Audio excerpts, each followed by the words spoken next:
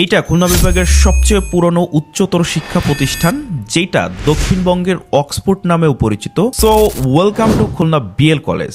সাল 1902, 27 জুলাই।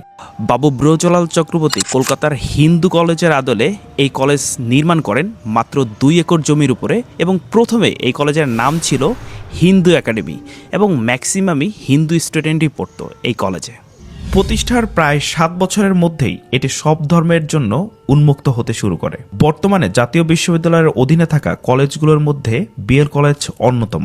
জাতীয় বিশ্ববিদ্যালয়ের মডেল কলেজ র্যাঙ্কিংয়ে এই কলেজ খুলনা বিভাগের প্রথম স্থান এবং সারা দেশে সেরা 5টি সরকারি কলেজের তালিকায় অবস্থান করে। বর্তমানে বিএল কলেজের শিক্ষার্থীর সংখ্যা প্রায় 33,000 বা 35,000 এরকম একটা কাছাকাছি হবে, বা এর অধিক হতে পারে।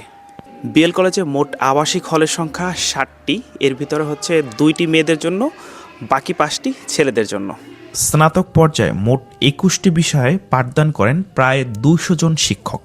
শিক্ষার্থীদের যাতায়াতের জন্য কলেজের নিজস্ব 6টি বাস রয়েছে, যা রূপসা, সোনারাঙ্গা, গলামারি এবং শিরোমণি রুটে চলাচল করে। বিএল কলেজ সাম্প্রদায়িক সম্প্রীতির এক অনন্য উদাহরণ। এইখানে বিশাল কেন্দ্রীয় মসজিদের পাশাপাশি রয়েছে হিন্দু শিক্ষার্থীদের জন্য মন্দির কমপ্লেক্স। এছাড়াও ভাষা আন্দোলনের স্মৃতি রক্ষার্থে শহীদ মিনার এবং আকর্ষণীয় ভাস্কর্য ও বদ্ধভূমি। আড্ডা দেওয়ার জন্য বকুলতলা, আমতলা, বটতলার মতো জনপ্রিয় বেশ কিছু জায়গা রয়েছে। প্রিয় দর্শক, আপনি যদি বিএল কলেজের শিক্ষার্থী হয়ে থাকেন, অবশ্যই আপনার ব্যাচ কমেন্টে জানাবেন। অ্যান্ড নেক্সট ভিডিও কোন শিক্ষা প্রতিষ্ঠান নিয়ে করব অবশ্যই সাজেস্টে জানাবেন। Thank you so much.